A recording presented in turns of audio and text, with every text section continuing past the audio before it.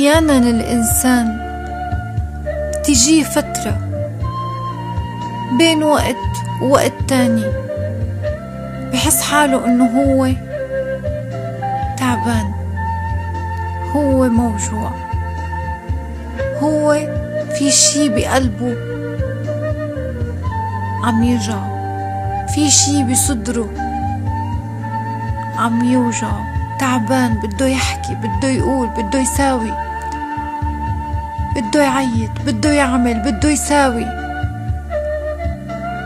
يقول أنا لازم أطلع، لازم أعمل، لازم غير، لازم ساوي، لازم لازم لازم لازم. بس بالآخير تجيك ثغرة صغيرة هيك، شغلة صغيرة، بتكون انت ماشي لخط معين، بيجي مين فجأة وبيغير لك اتجاهك تماما تماما. بس ليش ما بتعرف؟ بس اللي بتعرفه انت انه بده يتغير، شئت ام ابيت بده يتغير هيدا الخط اللي انت ماشي فيه. والأحرى مش هون، لما انت بتكون تعبان ما بيجي مين وبيقلك شبك او ليش موجوع او ليش تعبان او شو عم يجعك اساسا. نحنا وصلنا لمرحلة ما في مين يسأل على حدا، ما في مين يقول واحد للتاني شبك او ليش موجوع او بشو بساعدك. نحنا للأسف وصلنا لمرحلة ما عاد حدا حس بحدا، ما عاد حدا حس بحدا، لأنه ما بده يحس، لأنه هو وبس. هي هيك صايرة حياتنا أساسا، بتكتم بتكتم بتكتم حتى بتطلع كل شي معك، بيطلع شي بتعرفه وشي ما بتعرفه.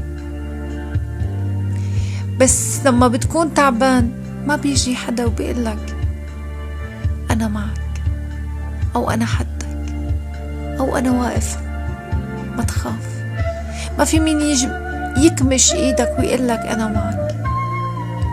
هي قمة الوجع، غير الوجع اللي أنت موجوع وغير أي شيء أنت عم بيصير معك بحياتك. هي قمة الوجع إنك ما تلاقي مين تسند ظهرك عليه وقت اللي تكون موجوع، أو وقت اللي تكون أنت بحاجة إنك تسند راسك على حدا معين.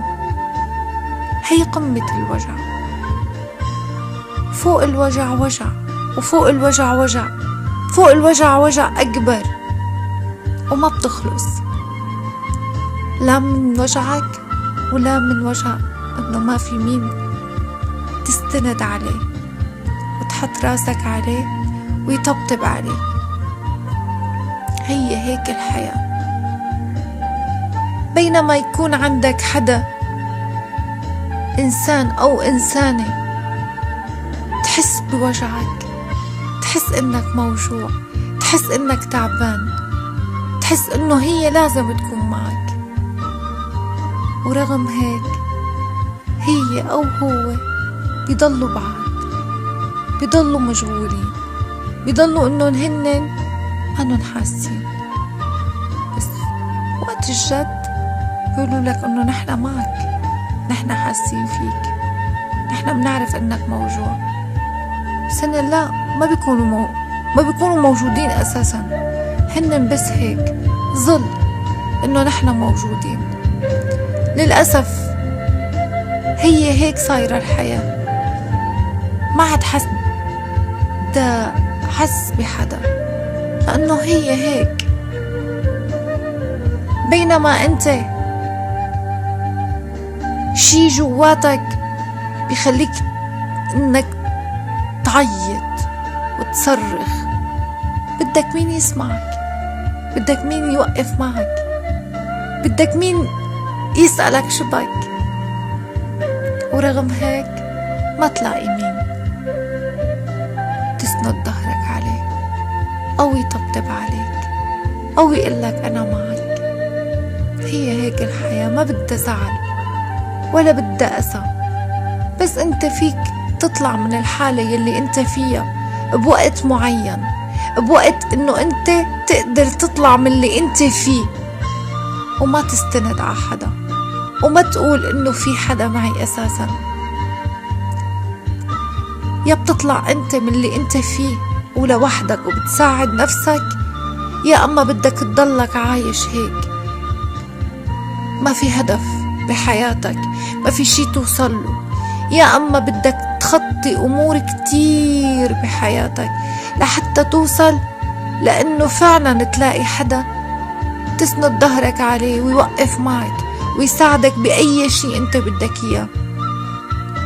بس قمة الوجع لما انك تكون تعبان وما تلاقي حدا حدك ويقلك شبك ويطبطب عليك ويكمش ايدك ويشد عليها، هي قمة الوجع.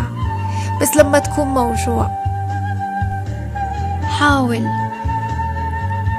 لازم تطلع من اللي انت فيه، ولازم تحاول او تحاولي تطلعي من اللي انت فيه، لانه صدقيني ما رح تلاقي حدا واقف حدك غير لما انت فعلا تكوني قوية. هون ساعتها انت بتقدري تساعدي حالك، او انك انت تقدر تطلع من اللي انت فيه، لانه انت بدك هيدا الشي. لانه طول ما انت موجوع او انت موجوعة ما رح يجي مين ويحس فيكي ويحس بوجعك، لانه انت موجوعة. ما رح حدا رح يحس بوجع حدا ابدا ابدا ابدا. هي هيك الحياة، لازم نكون اقوى ونكون اوعى ونكون ما نستنى شي من حدا غير إذا هو فعلا كان حاسس فيك وحاسس بوجعك وحاسس إنه هو لازم يكون حدك ولازم يساعدك. لما ما تلاقي هيدا الشي كله، فبيكون الشخص يلي انت حابب انك تنسند عليه وحابب انه يطبطب عليك او انك حابة يكون معك وما كان، ما تزعلي وما تزعلي. شوي شوي تلاقي حالك طلعت من اللي انت فيه، لانه انت بدك تطلع. ومو اي انسان كل ما بيكون تعبان بيلاقي حدا حده اساسا، مو اي انسان. نحن كتير بنتوجع وكتير ما حدا بيحس فينا، بس منقدر نطلع من اللي نحن فيه وقت اللي بيكون عنا إرادة إنه نحن نطلع من اللي نحن فيه، وقت اللي نحن بيكون عنا هدف إنه لازم نكون غير هيك، لازم نكون قوايا، لازم نقوي حالنا، حتى لو في شيء عم يمنعنا لازم نكون أقوى من هيك، ولازم إنه نقاوم ونكون قد الوجع، لأنه الوجع ما بيقتل غير صاحبه وما بيقتل غير يلي هو موجوع. أما لما بتقوي حالك وبتكون أنت فعلا بدك تطلع من اللي أنت فيه، صدقني وصدقيني ما بيضل شي على شي. لما أنت بيكون عندك الإرادة تأكدي تماما كل شي بيصير، بس لما بيكون عندك الإرادة أو عندك الإرادة، لأنه لما بيكون عنا الإرادة بنقدر نطلع ونخطي كتير أمور بحياتنا، بس يكون عندك هدف وإرادة تأكد تماما كل شي بيتغير بحياتك. حتى الوجع يلي فيك شوي شوي شوي شوي بتلاقيه تلاشى، وما ضل الوجع وما ضل شي يوجعك. وانتي لازم تساعدي حالكم حتى انه تطلعوا من حالة الوجع، لانه الوجع قد ما كنتي موجوعة وقد ما كنت موجوع، ما حدا رح يحس فيك غير ربك، غير الله. ما حدا بيحس بحدا. فأنا برأيي الله يفرجها على كل إنسان تعبان وموجوع، وأي إنسان بحاجة أي شي يكون معه.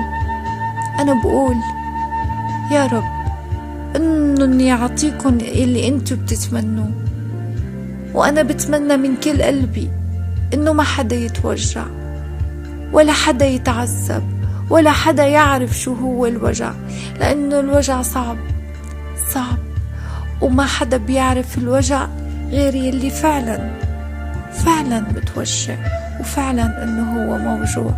الوجع صعب بشكل ما طبيعي.